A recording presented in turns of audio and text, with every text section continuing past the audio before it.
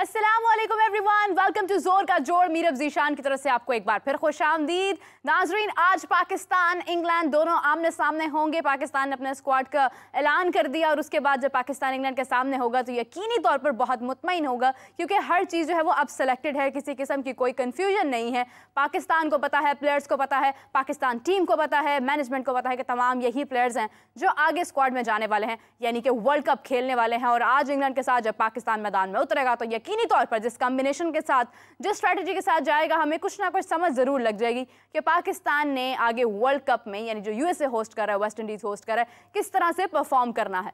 So everyone, I am very very excited. Pakistan team आज England के साथ खेलेगी। तकरीबन पाकिस्तान टाइम के हिसाब से 6:30 बजे मैच शुरू हो जाएगा और बेसब्री से इंतजार है कि कब 6:30 हो और हम लोग अपनी टीम को खेलते हुए देखें इंग्लैंड के खिलाफ। क्योंकि पाकिस्तान ने बड़े बड़े दावे तो किए हैं, लेकिन देखना यह है क्या वो उन दावों पर पूरा उतरते हैं या नहीं। इसी हिसाब से शाहिद आफरीदी साहब ने, जो कि अभी ICC men's T20 world cup 2024 के ग्रैंड एम्बेसडर भी बने हैं, उन्होंने भी अपनी राय का इजहार किया है। उन्होंने वर्ल्ड कप के हवाले से कुछ टीम्स अनाउंस की हैं कि उनके मुताबिक सेमीफाइनल्स में कौन सी टीम्स हो सकती हैं और पाकिस्तान सेमीफाइनल में होता है या नहीं होता।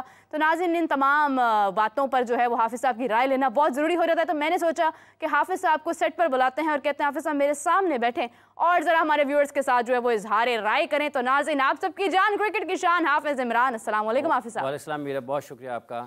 हाफिज़ साहब, शाहिद आफरीदी साहब ने इजहार किया, उन्होंने कहा है कि लाइक जो टॉप 4 टीम्स उन्होंने बताई हैं, उन्होंने कहा कि पाकिस्तान होगा, भारत होगा, न्यूजीलैंड और ऑस्ट्रेलिया को देखते हैं वो टॉप 4 में। देखिए, अपने अपने ख्यालात का इजहार कर रहे हैं क्रिकेट से ताल्लुक़ रखने वाले मुख्तलिफ माजी के खिलाड़ी। शाहिद आफरीदी का शुमार भी T20 क्रिकेट में दुनिया के बेहतरीन और नुमाया क्रिकेटर्स में होता है। बिल्कुल। जिस तरह ब्रायन लारा ने पाकिस्तान की टीम को सेमीफाइनल में नहीं रखा था, तो उसके साथ साथ माइकल वॉन ने भी पाकिस्तान और भारत दोनों को अपनी टॉप 4 टीम्स में नहीं रखा था।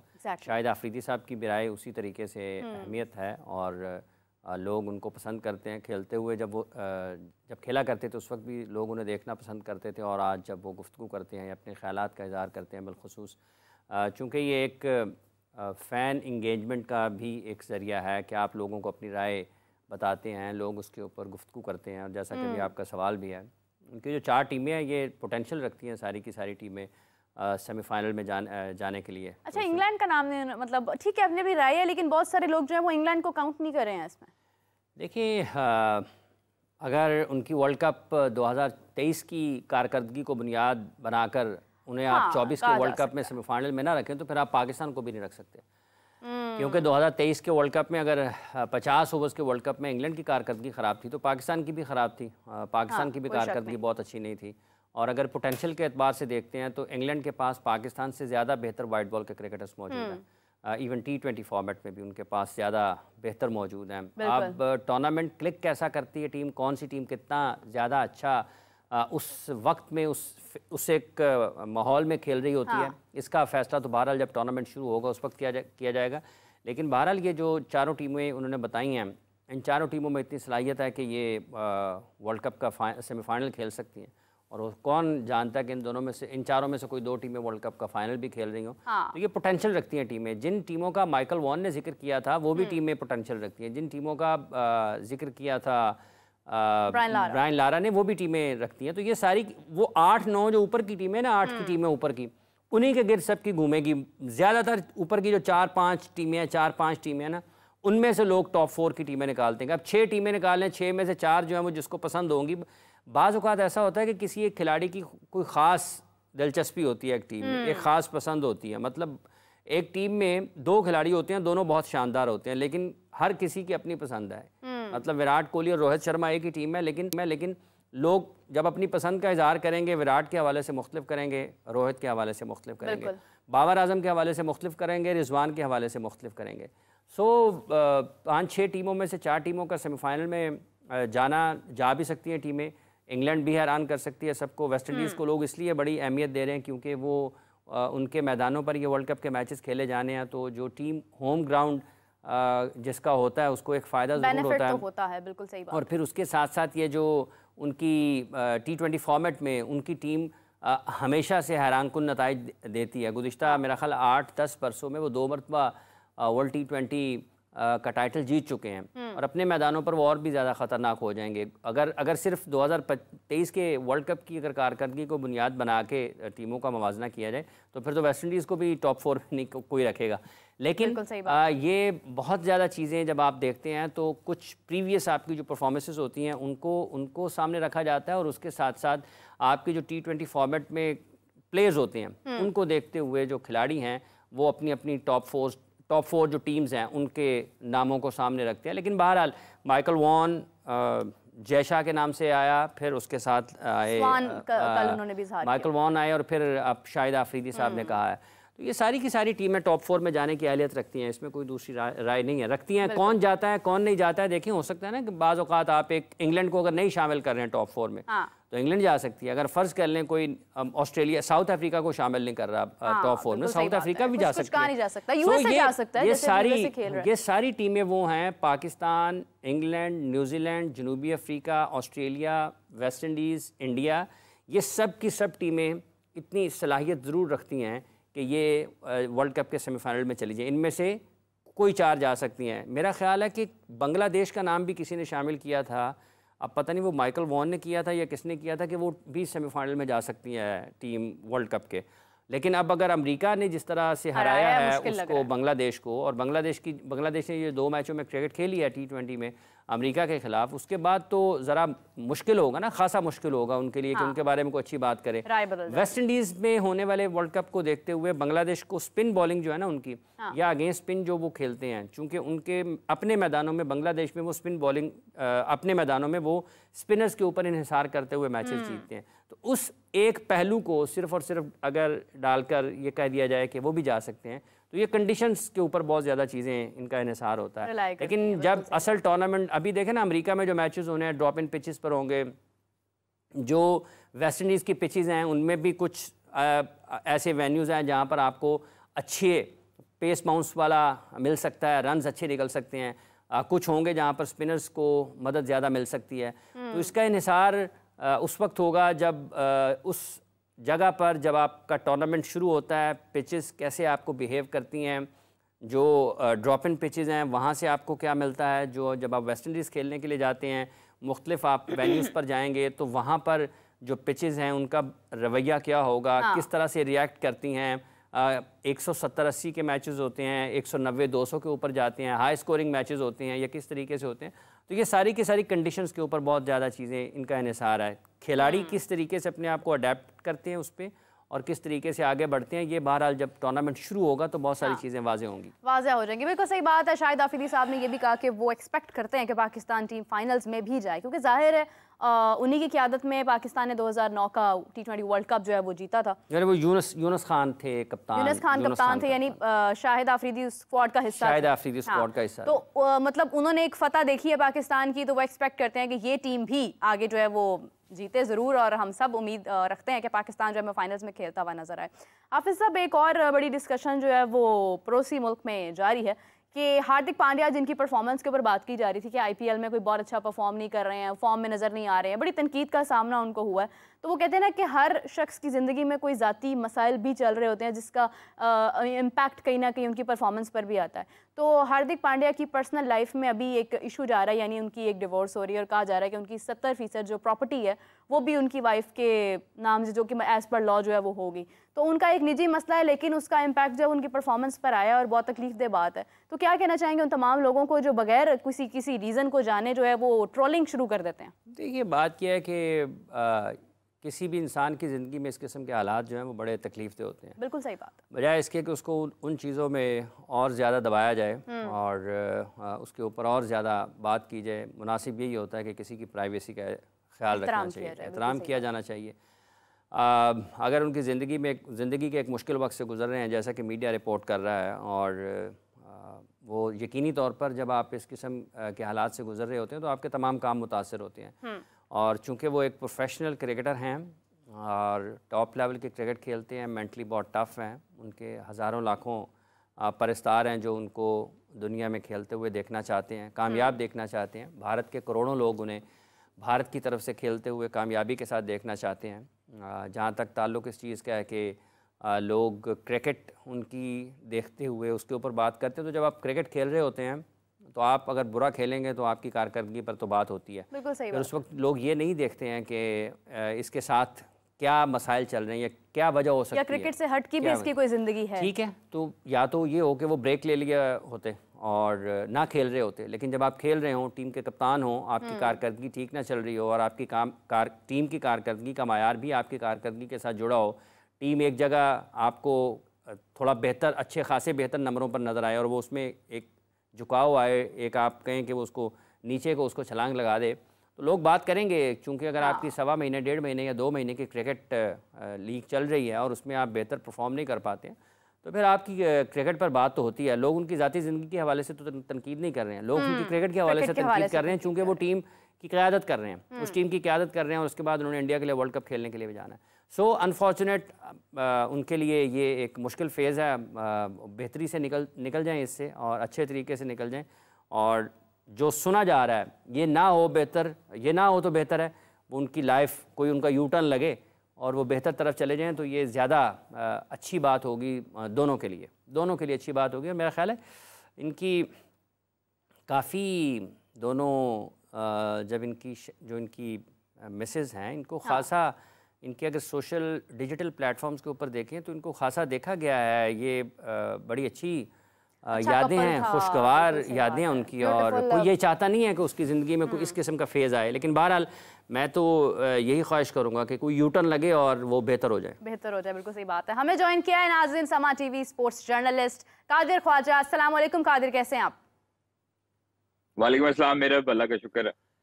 कादिर साहब, अभी हम गुफ्तगू कर रहे थे हार्दिक पांड्या के हवाले से, जिनकी डिवोर्स का सिलसिला अभी जारी है और हम उम्मीद करते हैं कि हालात बेहतर हों, कोई ऐसा मसला ना हो कि जिससे परफॉर्मेंस पर असर आए। जैसे आपने बताया था कि बाबर की भी लाइफ में इस किस्म के कुछ मसले चल रहे हैं और उसकी वजह से परफॉर्मेंस इम्पैक्ट होती है, लाजमी उसका इम्पैक्ट होता है। उसकी तो अभी शादी नहीं हुई मीरा, वो मतलब होने वाली थी, फिर नहीं हुई, नहीं होना कुछ इस तरह के मसले थे।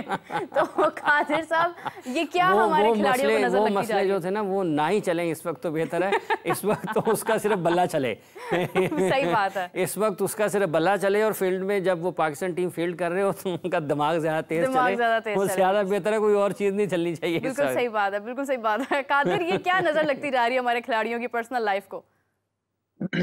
देखिए, पर्सनल लाइफ को हम डिस्कस नहीं करें तो बेहतर है। उनकी परफॉर्मेंस अगर देखें तो बाबर आजम की परफॉर्मेंस तो आउट क्लास है, और उन्होंने जिस तरह परफॉर्मेंस माजी में पाकिस्तान के लिए दी है, अनफॉर्चुनेटली इस तरह का हमें देखने को मिला कि वो मैचेस फिनिश नहीं कर सकते। जिस तरह के हमें जो है वो बॉर्डर पार एक खिलाड़ी है विराट कोहली, वो बड़े क्रूशल मैचेस में उनको फिनिश करने की सलाहियत रखते हैं, लेकिन पाकिस्तान की तरफ से बाबर आजम एक वाहिद प्लेयर है जो बड़े अरसे के बाद इस तरह की टेक्निक और क्लास का प्लेयर है जिसके ऊपर भरोसा किया जा सकता है।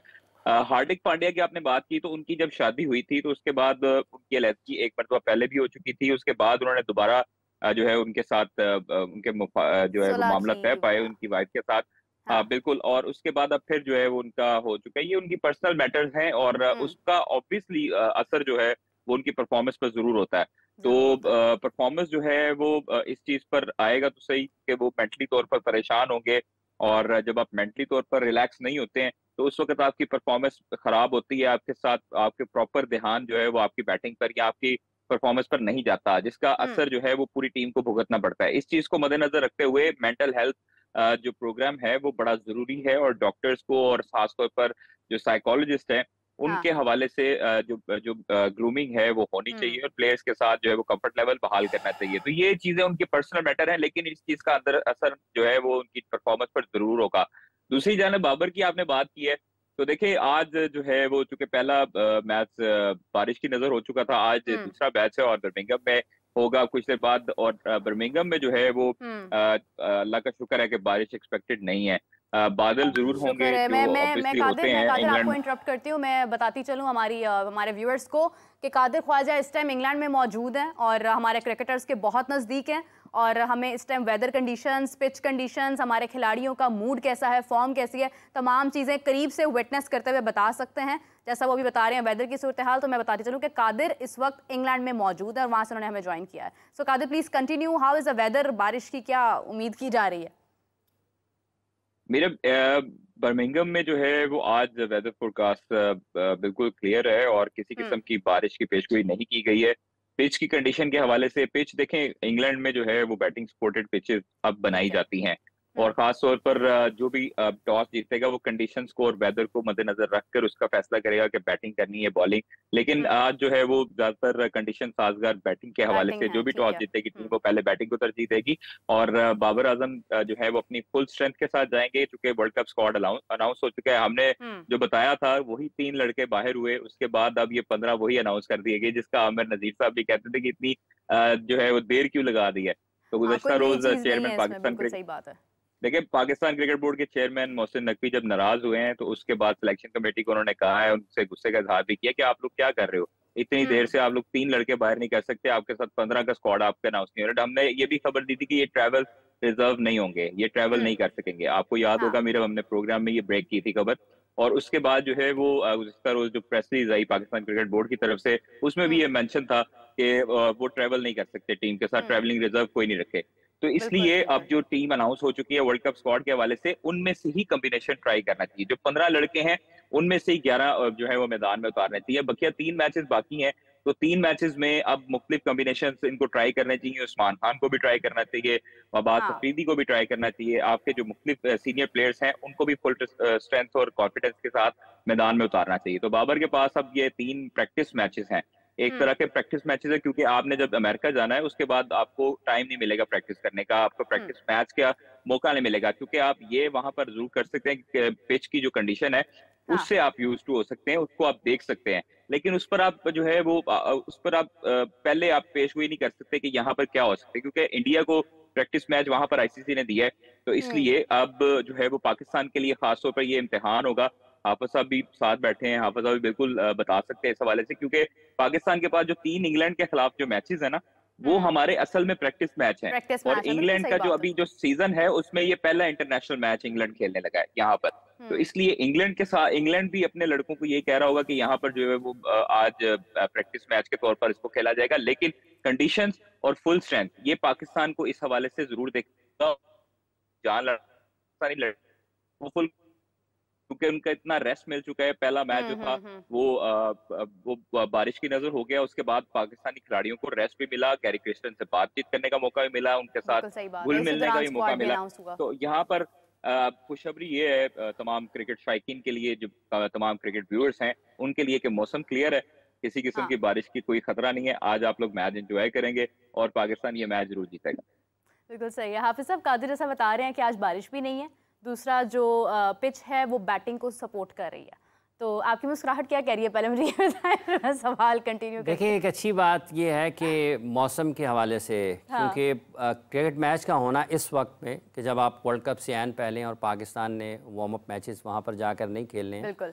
और जो अभी कादिर कह रहे थे कि आईसीसी ने पाकिस्तान को वार्म अप मैच नहीं दिया, मेरा ख्याल है कादिर साहब को पता है कि पाकिस्तान ने मैच लिया नहीं है। हाँ एग्जैक्टली। तो पाकिस्तान ने वार्म अप मैच की बजाय यहाँ पर जो मैचेस हैं वो खेल रहे हैं, प्रैक्टिस मैचेस हैं पाकिस्तान के, मतलब इनको एक प्रैक्टिस मैच के तौर पर आप ले सकते हैं, लेकिन ये ज़रूर रखना चाहिए ज़हन में कि ये इंटरनेशनल मैचेस हैं। और बारिश, चूँकि बारिश की वजह से पहला मैच हो नहीं पाया पाकिस्तान के लिए ये, और इंग्लैंड के लिए भी वैसे ही, सिर्फ पाकिस्तान के लिए नहीं, ये जो मैचेस हैं ये वर्ल्ड कप के नुक्ता निगाह से अगर आप उसको सामने रखते हैं तैयारियों के एतबार से ज़रूर अहम है। जैसा कि पहला मैच नहीं हो पाया तो मुस्कुराहट यही है कि अल्लाह करे कि ये जो दूसरा मैच है, ये दूसरा, तीसरा और चौथा, ये तीनों मैचेस पाकिस्तान को खेलने को मिले।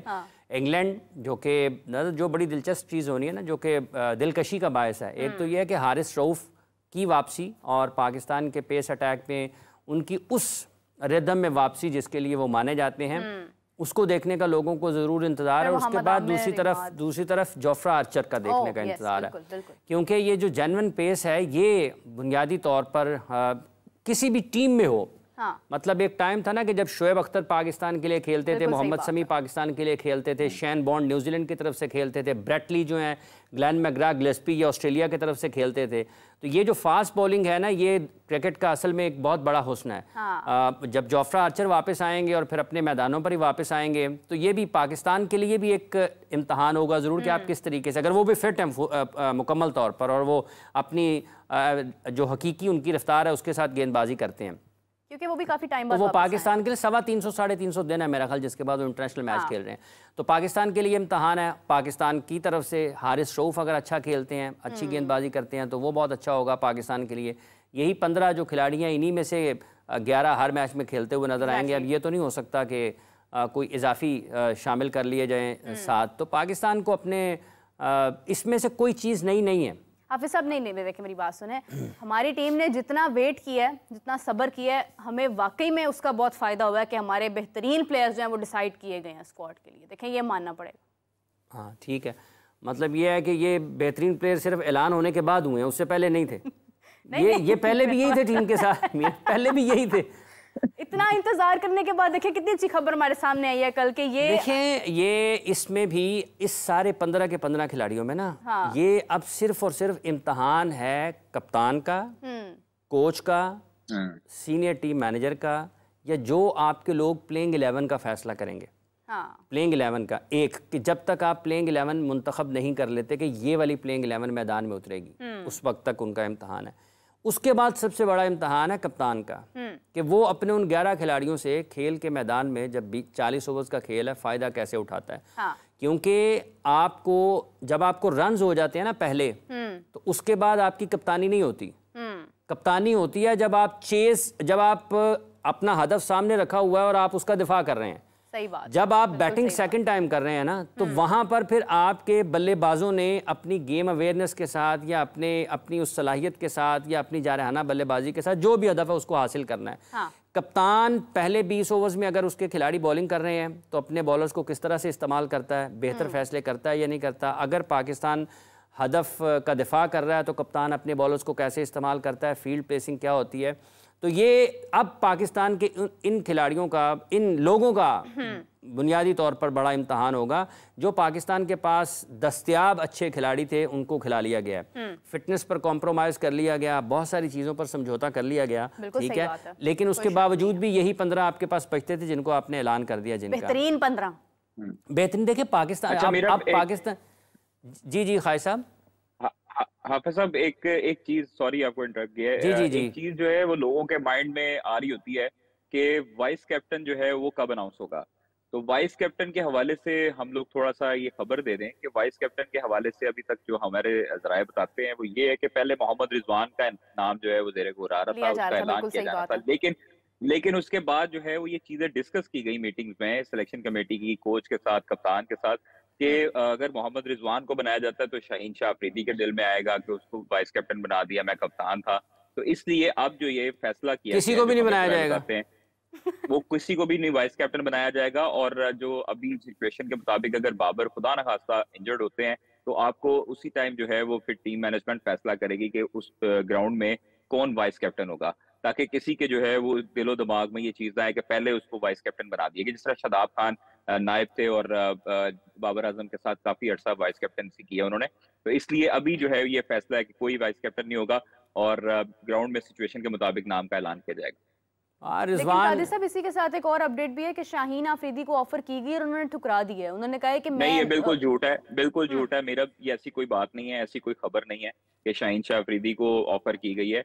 और ये कोई इस तरह की खबर हमारे तक जो है वो जरा ये नहीं बताते, वो बनेगी भी नहीं ना। देखें एक बंदा वो नहीं बनेंगे, कर रही है फ्लोट ये बात कहीं ना कहीं, ये खबर जो है वो खबर फ्लोट की जाती है, होती है, लेकिन ऐसी कोई खबर नहीं है, ऐसी कोई बात नहीं है। अफवाह भी हो सकती है ना, मतलब कादर का ये मानना है कि अफवाह भी हो सकती है, लेकिन मेरे जहाँ तक ताल्लुक, जैसे अभी आपका मौकफ ठीक है, ठीक है, आपका मौकफ ठीक है, शाहीन शाह अफरीदी बिल्कुल जो है वो एक्सेप्ट नहीं करेंगे। बंदे को कप्तान आपने बनाया, 5 मैचों के बाद उसको आपने कप्तानी से हटा दी है, वो वाइस कप्तान बनेगा?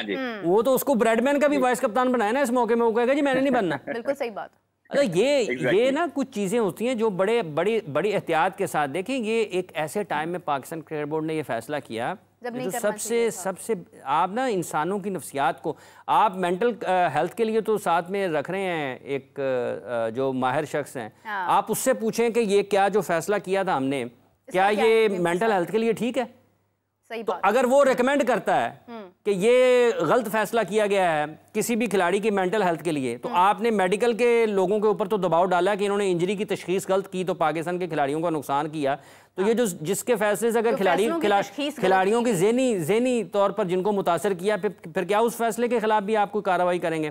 तो ये अब एक ऐसे वक्त में ये सारी चीज़ें हुई हैं। वैसे जो कल का दिन गुजरा है ना, ये भी पाकिस्तान की क्रिकेट की तारीख में ना लोग इसको याद रखेंगे। जिन जिन लोगों को पता है ना कि क्या होता रहा है कल चंद घंटों में, ठीक है, बहुत सारी चीज़ें ऐसी हैं कि जो मंजर आम पर नहीं आएंगी। मैं आपको बता रहा हूँ, कादिर साहब की मुस्कुराहट बता रही है कि ये भी मंजर आम पर नहीं लाएंगे, इनको भी पता है, ठीक है।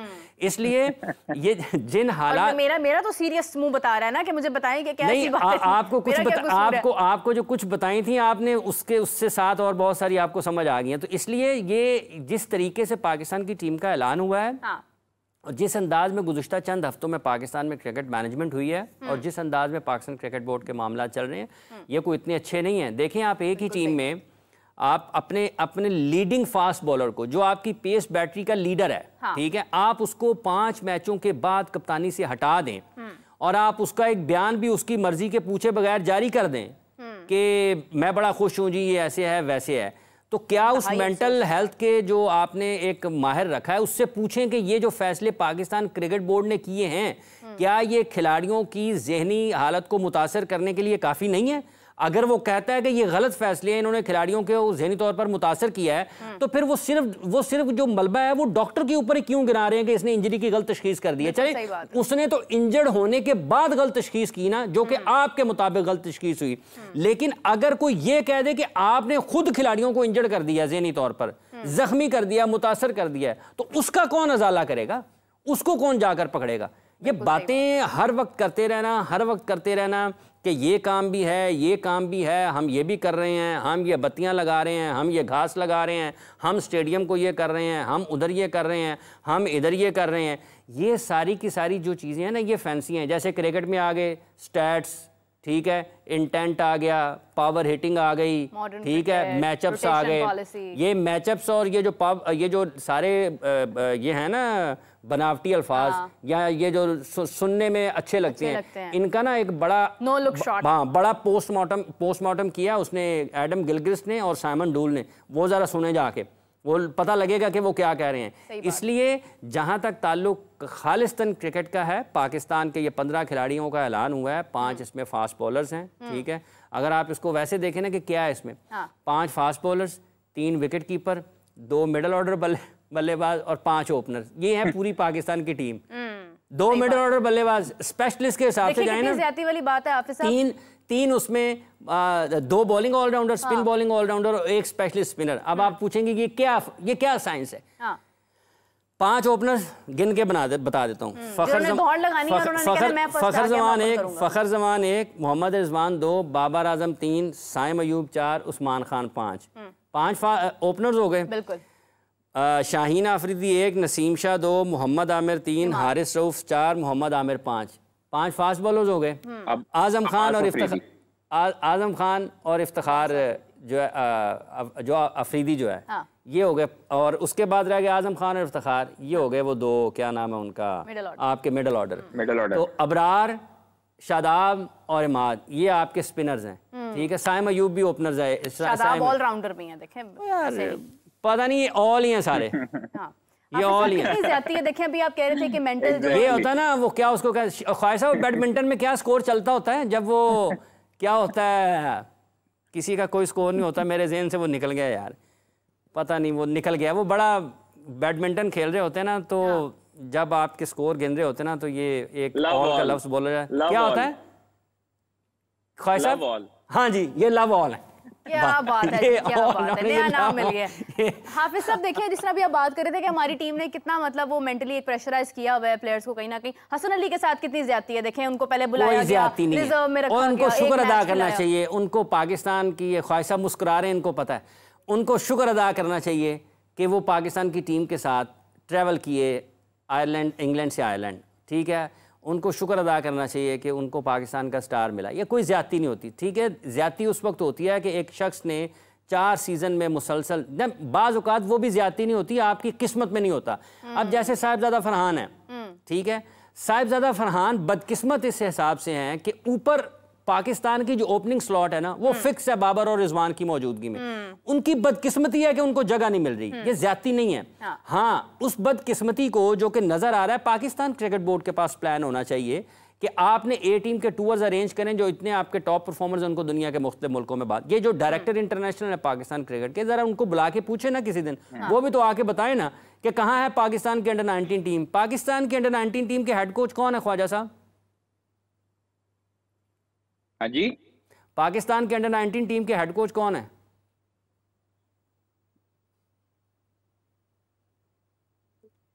कादिर साहब, पाकिस्तान अंडर 19 टीम के हेड कोच कौन है?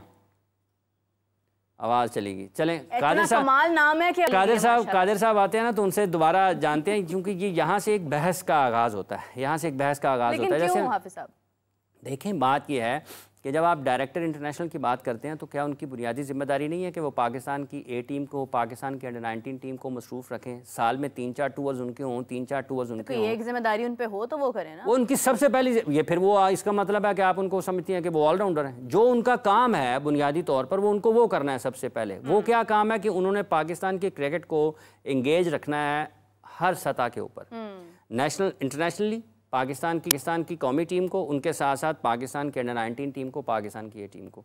पाकिस्तान टीम ने अब तक वर्ल्ड कप का आखिरी मैच खेलने के बाद कितने मैचेस जो हैं वो वनडे मैचेस खेले हैं, और पाकिस्तान ने आइंदा बरस चैंपियंस ट्रॉफी की मेज़बानी करनी है।